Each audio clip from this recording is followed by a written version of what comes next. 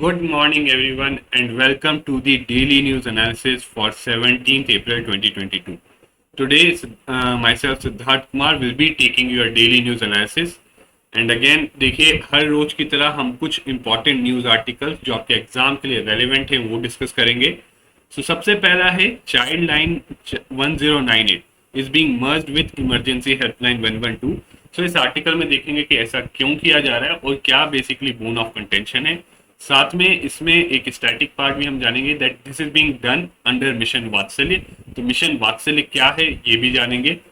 Next is green project will add life to Rajasthan park. तो basically एक green agriculture project है जो FAO और ग्लोबल इन्वायरमेंट फैसिलिटी फंड कर रहा है इंडिया में. और इस प्रोजेक्ट के अंदर देखिए 5 प्लेसेस है, उनमें से एक राजस्थान का डिजर्ट नेशनल पार्क है. तो क्या इस प्रोजेक्ट का एम है और कैसे ये कंजर्वेशन करेगा ये हम देखेंगे यहाँ पे. एंड अगेन यहाँ पे प्रीलिम्स के रिलेटेड काफी इंपॉर्टेंट कुछ फैक्ट्स आपको पता चलेंगे जिसका एग्जाम्स में आने का जो है चांसेस हाई है. Next is centre x tends tenure of green permit. So basically बड़े बड़े इंफ्रास्ट्रक्चर प्रोजेक्ट्स होते हैं उनके लिए जो है सेंट्रल गवर्नमेंट ने ग्रीन परमिट्स जो इन्वायरमेंटल क्लियरेंस है उसको एक्सटेंड किया है. तो हम देखेंगे what is the reason behind that कि क्यों सेंटर ने एक्सटेंड किया है. Next is what is fuelling inflation in rural India. ठीक है, सो नॉर्मली देखा गया है कि जो रूरल इंडिया होता है उसमें अर्बन इंडिया के कंपैरिजन में इन्फ्लेशन लेस होता है. मतलब शहरों में रहना नॉर्मली देखते हो आप कि महंगा होता है कंपेयर टू रूरल इंडिया. ठीक है, बट अभी जो देखा जा रहा है ट्रेंड वो ये है कि रूरल इंडियाज में ज्यादा महंगाई है कंपेयर टू अर्बन इंडिया. तो हम ये जानने की कोशिश करेंगे कि ऐसा क्यों हो रहा है. Next is why is India looking to boost its wheat export. So basically अभी जो रशिया में और यूक्रेन का जो वॉर चल रहा है उसके कारण there is an opportunity that has opened up for India for wheat export. तो ये जानेंगे कि वो अपॉर्चुनिटी क्या है और क्या बेसिकली चैलेंजेस है जो इंडिया को ओवरकम करना पड़ेंगे to exploit this opportunity. Then a small piece of like tidbit type of thing, but again prelims के लिए important है कि first breath test for COVID. ठीक है, सो पहला ब्रेथ टेस्ट फॉर कोविड जो है वो एफडीए यूएस की एजेंसी है फूड एंड ड्रग एडमिनिस्ट्रेशन उसने अप्रूव कर दिया. तो क्या ये टेस्ट है और क्या इसके फीचर्स हैं ये जानेंगे.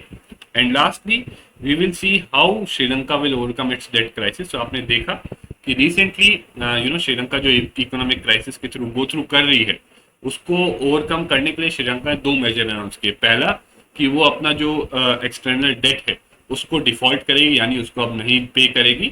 दूसरा कि आईएमएफ से वो अब कुछ एड ले रही है बेस्ड और कुछ उसकी जो है डेट रिस्ट्रक्चरिंग लेगी आईएमएफ की हेल्प के थ्रू और उसके बेसिस पे आईएमएफ कुछ कंडीशंस इंपोज करेगा जो श्रीलंका को माननी पड़ेगी. इस आर्टिकल में हम देखेंगे कि क्या ये जो स्टेप्स हैं दोनों श्रीलंका ने लिए will they be really helpful in overcoming this debt crisis और नॉट. चलिए शुरू करते हैं बट उससे पहले little piece of information for you. हमने एक फाउंडेशन कोर्स लॉन्च किया है राइट. एंड इस फाउंडेशन कोर्स में there is 1000+ hours of live classes जिसमें पूरा कॉम्प्रिहेंसिव कवरेज करवाया जाएगा आपका जनरल स्टडीज का from both prelims and mains perspective. Personalise mentorship होगी, प्रीलिम्स और मेंस टेस्ट सीरीज होगी, डेली क्विजेस होंगे, वीकली बेसिस पे आपकी करंट अफेयर्स की क्लासेस और क्विजेस होगी और फोर्टनाइटली यानी हर 15 दिन में सेक्शनल टेस्ट भी होंगे. प्लस आंसर राइटिंग ऐसे राइटिंग के स्पेशल क्लासेस होंगी. ऑल्सो जो भी नोट्स मिलेंगे उसके साथ साथ आपको वैल्यू एडेड मटेरियल भी मिलेगा. The course is starting from 38 April. अगर आप इंटरेस्टेड है then you can fill the query और इंटरेस्ट फॉर्म जिसका लिंक डिस्क्रिप्शन में दिया है. And if you fill this form अगर आपको कुछ भी क्वेरी है या इंटरेस्ट है we will reach out to you. हमारे जो काउंसलर हैं वो आपको कॉल करेंगे या फिर आप व्हाट्सएप भी कर सकते हो अस एट दिस नंबर. ठीक है, सो लेट्स बिगिन. ये जो चाइल्ड लाइन 1098 है करेंटली ये किसके अंडर है? Ministry of women and child development के अंदर है. ठीक है, इट इज डेडिकेटेड. ठीक है, so it is a dedicated emergency helpline जो चिल्ड्रन के लिए जो डिस्ट्रेस में राइट यानी कोई बच्चा खो गया या कहीं पे ऐसा मिला तो उसको अगर डिस्ट्रेस में ऐसा कोई भी चिल्ड्रन तो उनके लिए ये हेल्पलाइन है. ठीक है, and it is one of the countries largest emergency response system. क्यों? क्योंकि 50 लाख कॉल्स एनुअली रिसीव की जाती है. ठीक है, बट अगेन सिविल सोसाइटी ने इस स्टेप के ऊपर जो लिया जा रहा है करेंटली जो गवर्नमेंट ले रही है कि इसको जो है 1098 को 112 से मर्ज करके किसके किसके पास करेगी? Ministry of home affairs. अभी ये 112 कौन ऑपरेट करती है? Ministry of home affairs. ठीक है, इसके पास कर रही है. नाउ गवर्नमेंट की रीजनिंग क्या है? ये जो हेल्पलाइन 112 है already basically this is being used to give services related to police, health and women safety, ठीक है, पुलिस से रिलेटेड या हेल्थ या वुमेन से रिलेटेड जो भी सर्विसेज है ये 112 मिनिस्ट्री ऑफ होम अफेयर्स की है, ये कर सकती है। और ये इसलिए किया जा रहा है ताकि एक बेटर कोऑर्डिनेशन रहे, right. So this is being done to ensure that the states, क्योंकि ministry of home affairs better way में कोऑर्डिनेट कर सकता है स्टेट से, सो एक बेटर इंटरफेस रहेगा कोई भी चिल्ड्रन की कंप्लीट हो किसी भी स्टेट में, राइट। सो स्टेट से एक बेटर इंटरफेस रहेगा, प्लस चिल्ड्रन का जो डेटा है, since because of data sensitivity it will be well protected. But again the activist are saying that देखिए ये जो आप स्टेप ले रहे हैं, एक अच्छी हेल्पलाइन जो ऑलरेडी चल रही है उसको अगर आप मर्ज कर देंगे, राइट, एक डेडिकेटेड हेल्पलाइन नहीं रखेंगे, so this will cause more problems, okay. एक और लेयर क्रिएट हो जाएगी कि 1098 से 112 पे जाएंगे आप, ठीक है। So this is being said about this that this may not be a positive step by some activist, ठीक है। Also this is being done as a part of mission वात्सल्य, जो पहले which was earlier known as integrated child protection scheme, ठीक है। सो ये mission वात्सल्य का ऑब्जेक्टिव क्या है ये जानना आपके लिए इंपॉर्टेंट है from the point of view of prelims as well as अगर मेंस में आए तो मेंस में आप लिख सकते हो कि चिल्ड्रन के लिए क्या किया जा रहा है। सो मिशन वात्सल्य लॉन्च, सो इसका एम है to secure healthy and happy childhood for every children in India. उनको एक सेंसिटिव, सपोर्टिव, सिंक्रोनाइज्ड इकोसिस्टम दिया जाए जहाँ चिल्ड्रन का डेवलपमेंट हो, तो प्रोटेक्शन प्लस डेवलपमेंट, उनको प्रोटेक्ट करना और उनको डेवलपमेंट के लिए जो है अपॉर्चुनिटी देना। Also assist states and UTs in delivering the mandate of juvenile justice act. Remember this, prelims में हो सकता है आपको statement they they that which of the following is objectives of mission वात्सल्य और 1 2 3 करके, ठीक है। तो रिमेंबर स्टेट्स और यूटीज को हेल्प देना in implementing the mandate of juvenile justice act is also a part objective of mission वात्सल्य as well as achieving the sustainable development goals related to children, ठीक है। और क्या कंपोनेंट्स हैं, so it will include statutory bodies, service delivery structures, institutional care services, non institutional community based care, emergency outreach and training and capacity building. तो ये सब all these are the components of the mission Vatsalya. So this is important, इस पे आपको there is a possibility की question बन के आपको दिया जा सकता है। एंड दिस इज बीइंग ये मिशन वात्सल्य कौन इंप्लीमेंट कर रहा है, mission of women and child development, MOW, ministry of women and children development, ठीक है, ये इंप्लीमेंट करो। Now let's move on to our next news and again this one I would say is important क्योंकि इसमें prelims related fact काफी आपको मिलेंगे, कुछ टर्म्स मिलेंगी जिसपे हो सकता है आपसे क्वेश्चन पूछा जाए। सो बेसिकली एक ग्रीन एग्रीकल्चर प्रोजेक्ट है जो फंड किया जा रहा है by FAO and global environment facility, ठीक है, FAO and global environment facility. और अभी बात की जा रही है कि ये जो है इंप्लीमेंट किया जा रहा है डिजर्ट नेशनल पार्क जो आपके राजस्थान में, ठीक है। एंड एम क्या है वहाँ पे, किस एम से इंप्लीमेंट किया जा रहा है, for conservation of biodiversity and the forest landscape. तो वहाँ की जो भी बायोडाइवर्सिटी और फॉरेस्ट लैंडस्केप है उसका कंजर्वेशन करने के लिए, ठीक है। नाउ सो बेसिकली देखिए ज्यादातर जो है इन्वायरमेंटलिस्ट क्या कह रहे हैं कि ये जो डिजर्ट नेशनल पार्क है यहाँ पे आप ग्रासलैंड्स बनाइए। क्यों, सी ग्रासलैंड से ये फायदा होगा कि एक तो इकोसिस्टम कंजर्व होगा वहाँ का, ठीक है, प्लस जो एनिमल्स के लिए ग्रेजिंग है उसके लिए आपको जो है ग्रासेस मिल जाएंगे, ठीक है। अदरवाइज क्या होता है कि यहाँ पे जो है नेग्लेक्ट किया जा रहा था और काफी एरिया जो है इरिगेशन वगैरह उसमें वो कर लिया है, तो इसके कारण जो वहाँ की स्पीसीज है जिनको लोकल जो बायोडाइवर्सिटी लोकल स्पीसीज है उनके लिए सिंस ग्रेजिंग के लिए जगह नहीं बची है, so they are being endangered. तो वहाँ की काफी rare species they are being endangered because of lack of grass, so grazing के लिए ये किया जाएगा, ठीक है। And under this village wise action plan बनाया जाएगा to support rural population traditional management, जो वाटर मैनेजमेंट के मेथड्स हैं, ठीक है।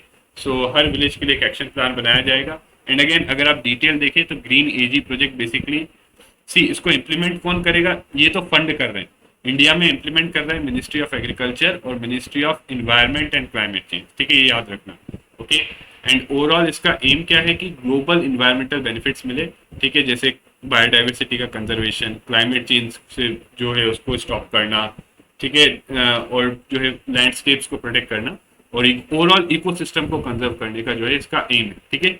एंड कितना, at least 1.8 million hectares of land in 5 landscape. कौन कौन से 5 लैंडस्केप है वो आप यहाँ पे देख सकते हैं।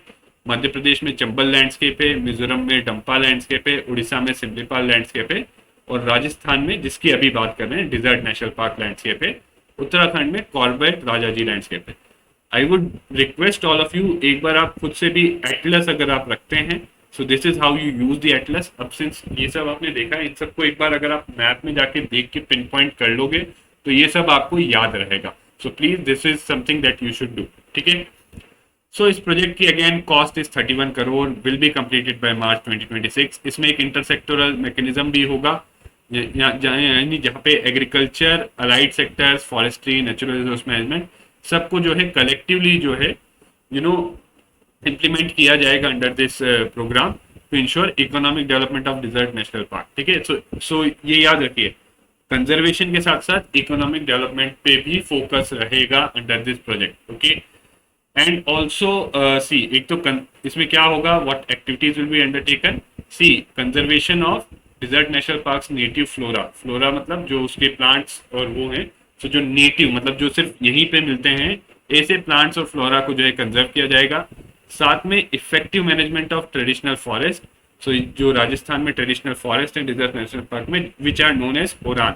सो इम्पॉर्टेंट प्रीलिम्स फैक्ट, ठीक है, याद रखना, प्रीलिम्स फैक्ट याद रखना कि oran, so these are the traditional forest of the Rajasthan, ठीक है, as well as traditional water harvesting structure जो यहाँ पे khadin and tanka, remember this, khadin and tanka. So ये दोनों प्रीलिम्स इंपॉर्टेंट फैक्ट है। साथ में ये भी याद रखना आपका डिजर्ट नेशनल पार्क कहाँ है, राजस्थान में, ठीक है।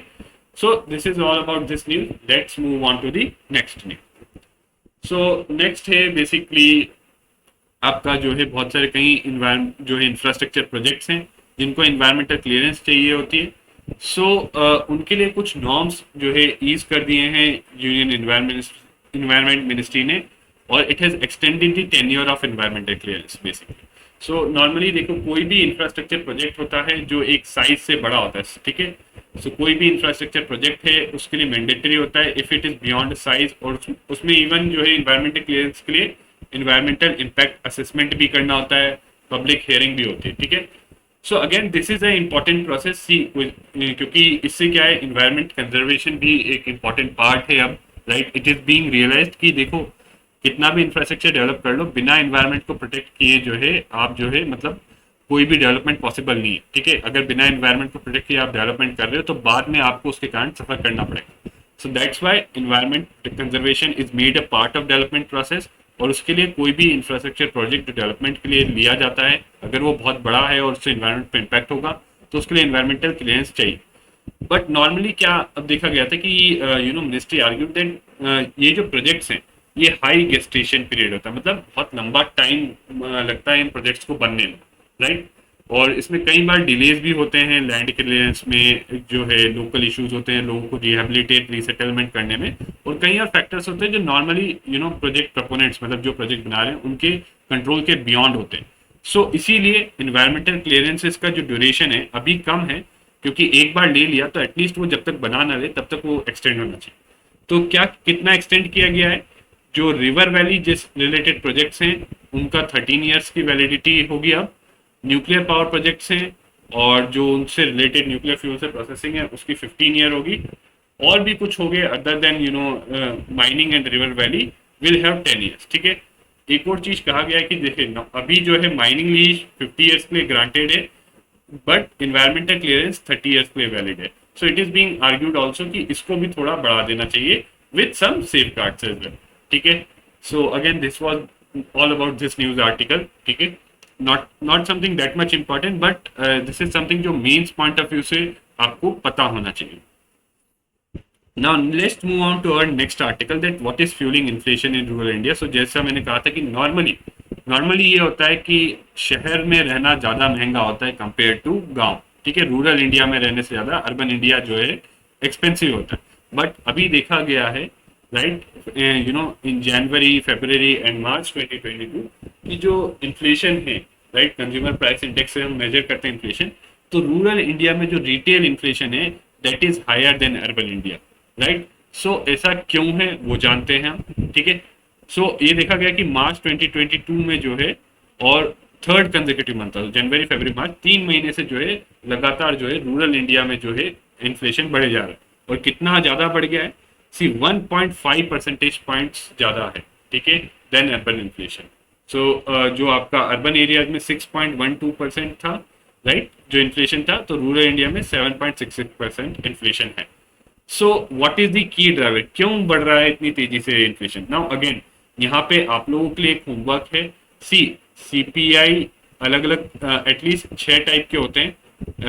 एक होता है सीपीआई रूरल, फिर होता है सीपीआई अर्बन, फिर सीपीआई कंबाइंड, फिर सीपीआई इंडस्ट्रियल वर्कर, सीपीआई जो है यूएनएमई। ठीक है, सो आप लोगों के लिए होमवर्क ये है कि ये अलग अलग सीपीआई कौन लाता है, और इसमें स्पेशली सीपीआई रूरल और अर्बन में जो है क्या वेट है, क्या क्या वेट है फूड आइटम्स का और दूसरे की आइटम्स का, फ्यूल लाइट, इनका क्या क्या वेट है, ये आपको देखना है। ठीक है, this is an homework for you. ये देख के प्लीज आप कमेंट्स करिए कि कौन सा सीपीआई कौन लाता है, और दूसरा सीपीआई रूरल और सीपीआई अर्बन में क्या क्या आइटम्स है, उनके कितना कितना वेट है प्लीज, क्योंकि you could expect a question on this. ठीक है, इस पे प्रीलिम्स में आपको एक क्वेश्चन आ सकता है, राइट। सो मेनली इसमें कहा गया है कि फूड इन्फ्लेशन जो है इट इज अ की ड्राइवर। ठीक है, फूड इन्फ्लेशन मेनली की ड्राइवर रहा है, जिसके कारण जो है इन्फ्लेशन इतना रहा है। ठीक है, एंड अगेन नॉर्मली जो है जो फूड है उसका हायर वेटेज है कंज्यूमर प्राइस इंडेक्स में, इसलिए उसमें ज्यादा इन्फ्लेशन है, इसलिए जो है कंज्यूमर प्राइस जो इंडेक्स है उसमें भी देखा गया है कि रूरल एरिया में जो है फूड इन्फ्लेशन के कारण जो है ज्यादा है। ठीक है, एंड इसके अलावा फ्यूल लाइट और क्लॉथिंग, इसमें भी जो था इन्फ्लेशन ज्यादा देखा गया था। ठीक है, सो ये बेसिकली क्यों हो रहा है? Because of pent up demand. So Covid के कारण लॉट ऑफ डिमांड, कहीं काफी कुछ जो है आपका लोग खर्चा करना बंद कर दिया था, right. So they had the money, right, वो करना चाहते थे बट कोविड के टाइम में नहीं कर रहे थे, राइट, बिकॉज अनसर्टेनिटी के टाइम में लोग पैसा बचाना प्रेफर करते हैं, right. So lot of pent up demand was there. अब जैसे जैसे कोविड का as restrictions are being removed, so लोग क्या कर रहे हैं, अब खरीदारी ज्यादा कर रहे हैं, right. So they are purchasing more, and the article argues that जो पेंट अप डिमांड थी वो रूरल एरियाज में ज्यादा है कंपेयर टू अर्बन एरियाज।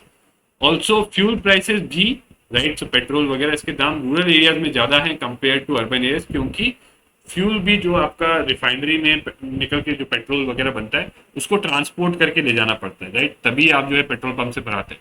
तो वो जो ट्रांसपोर्टेशन कनेक्टिविटी, अगेन आप सब जानते हो कि अर्बन एरियाज में कनेक्टिविटी अच्छी है तो वहां तक कुछ ट्रांसपोर्ट करने की कॉस्ट कम रहती है, बट रूरल एरियाज में कनेक्टिविटी पुअर है तो वहां पे जो है ट्रांसपोर्टेशन जो है कॉस्ट ज्यादा है। इसके साथ साथ जो ट्रेडिशनल फ्यूल्स है, ट्रेडिशनल फ्यूल आपके जैसे फायरवुड वगैरह, उनके प्राइस भी बढ़े। ठीक है, also there has been shift of labour between urban and rural area so in last 2 year. So देखा गया था बिकॉज रिवर्स माइग्रेशन हुआ था कोविड के कारण, so that has also led to more demand, क्योंकि कोविड के कारण क्या होता है, लोग अर्बन से वापस रूरल एरिया जाने लग गए, so that has led to more demand in rural area. ठीक है, एंड अगेन इसके अलावा इम्पैक्ट क्या होगा इसका?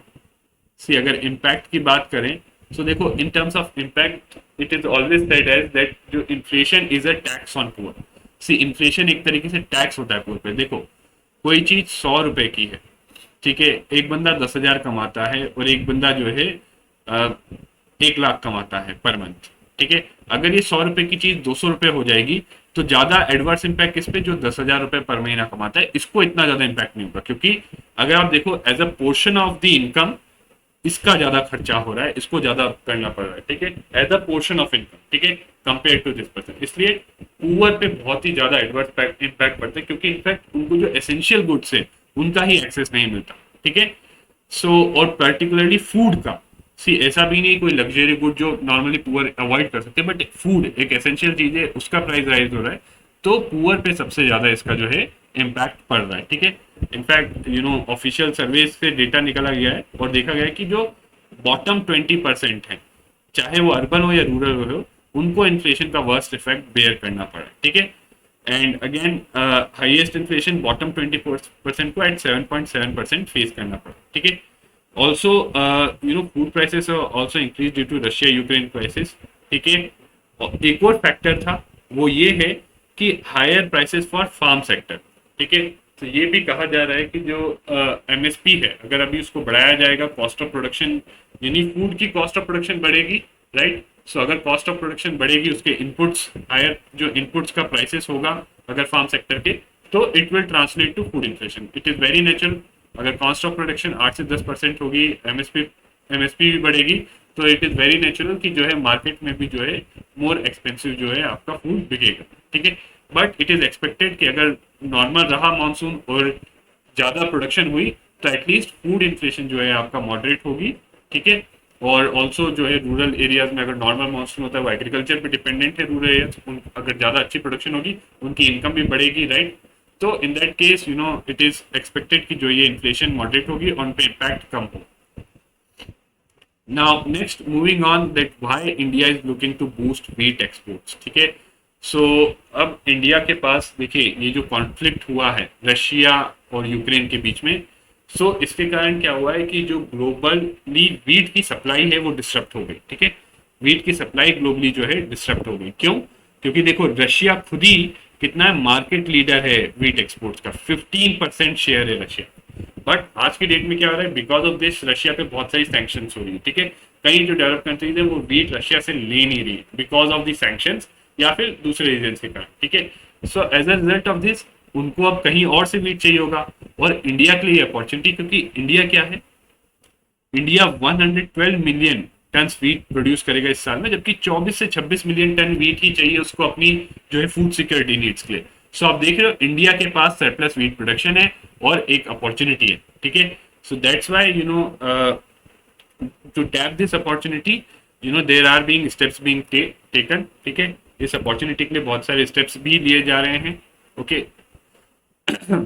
एंड अगेन बहुत सारी कंट्रीज बिकॉज ऑफ, क्योंकि रशिया एक मेजर सप्लायर है वो मार्केट से बाहर है, यूक्रेन भी एक major supplier, are turning to India. But challenge क्या है कि price, in terms of price India का ठीक है, बट क्वालिटी का चैलेंज है कि सैनिटरी और फाइटो सैनिटरी जो आपके स्टैंडर्ड्स होते हैं, यानी कि उसमें जो है कोई पेस्ट नहीं है, उसको कोई मतलब डिजीज वगैरह जो है इसका कोई चांस नहीं हो, ये एक चैलेंज है अगेन।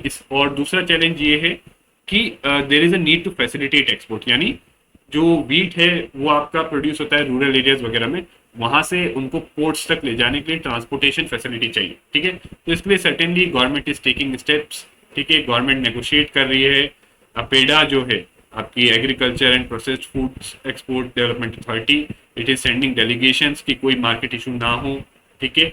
दूसरा जो रेलवेज हैं इट इज प्रोवाइडिंग रेक्स, ठीक है, मतलब जो है मालगाड़ियाँ प्रोवाइड कर रही है सो दैट वो वेट को हम जो है पोर्ट्स वगैरह तक ले जा पाएँ, ठीक है। एंड अगेन एक सबसे बड़ा इंपॉर्टेंट चीज जो है पेस्ट रिस्क एनालिसिस, ठीक है। इसको जो है ये कंप्लीट होना चाहिए, जो भी इंडिया का वीट है it should be paste free, तभी जो है कंट्रीज उसको एक्सेप्ट करेंगी, अपना मार्केट का एक्सेस देंगे, ठीक है। At present Indian suppliers are mostly able to meet this criteria, और अगर कोई ऐसा क्राइटेरिया है जो अनरीजनेबल है इंडियन अथॉरिटीज जो है वो नेगोशिएट कर रही है, ठीक है। अगेन फ्यूचर आउटलुक क्या रहेगा, देखो सिर्फ वीट ही नहीं और भी दूसरे जो है मिलेट्स और दूसरे बहुत सारे सुपर फूड्स हैं जो इंडिया एक्सपोर्ट कर सकता है। बट अगेन कंडीशन ये है, प्राइस के टर्म्स में इंडिया कॉम्पिटिटिव है, बट व्हाट इज कंडीशन कि जो है एक तो ये जियोपॉलिटिकल कंडीशंस ऐसी रहे कि यस डिमांड रहे ग्लोबली, और दूसरी चीज कि जो अपना sanitary and phyto sanitary standard से इंडिया वो मेंटेन करे, ताकि कोई कंट्री इस चीज के बेसिस पे ऑब्जेक्ट ना कर सके या मार्केट एक्सेस प्रिवेंट ना कर सके, ठीक है। And last second last article ये है आपका, that is first breath test for COVID, that is Inspect IR. So basically Food and Drug Administration has authorized it for emergency use, ठीक है, and it has a very high accuracy rate, ठीक है। एक तो बहुत quickly 3 minute के अंदर result दे देगा पहली चीज, और accuracy rate 91.2% in positive test sample, यानी अगर 100 लोग पॉजिटिव ये टेस्ट करता है तो 91 लोगों को करेक्टली आइडेंटिफाई करेगा, and 99.3% accurate in negative test, यानी 100 लोगों को इसने देखा जो नेगेटिव है तो उसमें से 99% लोगों को ये सही से नेगेटिव बताएगा, ठीक है। So that is a very high accuracy rate for any covid test, ठीक है।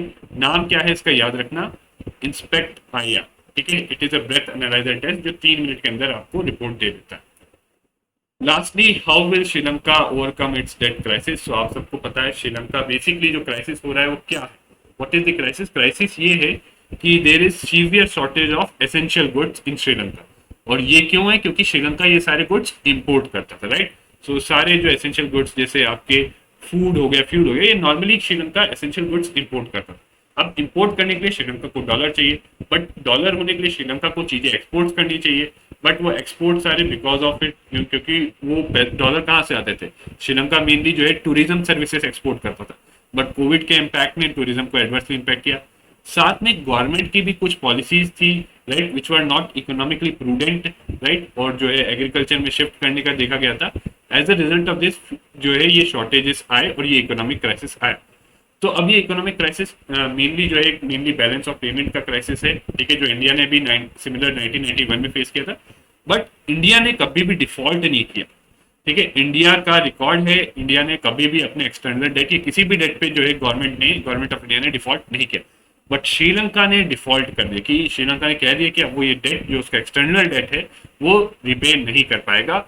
और दूसरी चीज कहा कि it will restructure it's outstanding loans and जो है आईएमएफ से हेल्प लेगा तो जो भी उसके लोन है उसको रीस्ट्रक्चर करने के लिए, और उससे आईएमएफ से थोड़ा पैसा लेगा, ठीक है।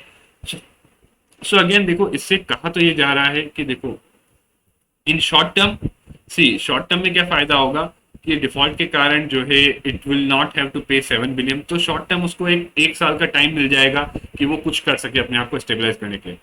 बट लॉन्ग टर्म में कुछ चैलेंजेस हैं। लॉन्ग टर्म में सबसे पहली चीज कि देखिए, कोई भी कंट्री अगर डिफॉल्ट करती है अपने डेट पे तो वहां पे कोई भी बिजनेस आके इन्वेस्ट नहीं करना चाहेगा, आगे भी फ्यूचर में भी कोई भी पैसा नहीं लगाना चाहेगा उस कंट्री में, क्योंकि एक बार अगर आप एक कंट्री की गवर्नमेंट डिफॉल्ट करती है उसकी क्रेडिबिलिटी बहुत लो हो जाती है। दूसरी चीज ये है कि देखो, आईएमएफ से आप पैसा लोगे, सो ऐसा नहीं है कि आईएमएफ जो है आपको पैसा फ्री में देगा, राइट। श्रीलंका को आईएमएफ पैसा देगा भी तो भी उसके उसके बेसिस पे आईएमएफ क्या है, कुछ कंडीशनैलिटीज इंपोज करेगा। So IMF will impose some conditionalities, जैसे ग्रेटर टैक्सेशन या रिडक्शन इन स्टेट स्पेंडिंग। और अगेन इसका नेगेटिव इम्पैक्ट किस पे पड़ेगा, सिटीजन्स पे। और सिटीजन्स क्या है, ऑलरेडी गुस्सा है, right. Citizens are already very angry, और वो तो कह रहे हैं कि जो करेंटली जो ये राजस्व का गवर्नमेंट है, राइट, ये रिजाइन करें, right. So they are already angry, और इतने उसमें इतना पॉलिटिकल विल नहीं होगा उनके पास कि वो ये जो कंडीशनैलिटीज है इम्प्लीमेंट कर पाए। So would it be possible for them given the इतना जो अनरेस्ट, डोमेस्टिक अनरेस्ट है, कि और ऐसी स्ट्रिंजेंट कंडीशन जिससे सिटीजन्स और सफर करें वो इम्प्लीमेंट कर पाए। सो that is the question that is being put कि दो चीजें, सी इन शॉर्ट टर्म श्रीलंका को फायदा क्या होगा ये डेट डिफॉल्ट करने से और आईएमएफ से एड लेने से, कि उसको 7 बिलियन का डेट रिपे नहीं करना पड़ेगा और थोड़ा शॉर्ट टर्म में टाइम मिल जाएगा एक साल का कि वो कुछ कर सके, ठीक है। एंड सर्टेनली और कोई ऑप्शन भी नहीं था, क्योंकि आईएमएफ ने भी कहा था कि इसका डेट जो है अनसस्टेनेबल। तो शॉर्ट टर्म में तो ये होगा, बट लॉन्ग टर्म में ये कहा जा रहा है कि इसके कारण एक तो कोई भी इन्वेस्ट नहीं करेगा, दूसरी चीज कि पॉलिटिकल फॉलो कि सिंस पॉलिटिकली अभी जो है इतना जो क्राइसिस लोग फेस कर रहे हैं उसके कारण काफी गुस्सा है गवर्नमेंट के अगेंस्ट। तो और टफ डिसीजंस अगर आईएमएफ बोले कि टैक्सेशन और लगाओ सिटीजन पे, स्टेट स्पेंडिंग यानी जो है सब्सिडी वगैरह इस पे स्पेंडिंग कम कर दो, तो क्या ये पॉसिबल होगा इम्प्लीमेंट करना या नहीं करना? This will be the challenge in overcoming the debt crisis of Sri Lanka with the help of IMF bail. So this is it for today's news. I have tried to cover most of the news, ठीक है, and again there could be some minor news here and there, but mostly यही news है जो आपके लिए important है from your point of view। ये PDF आपको description में मिल जाएगी। And lastly again, if you are interested in our foundation course, do fill the query form जिसका link जो है description में है, या you could WhatsApp। So thank you very much and see you again next time.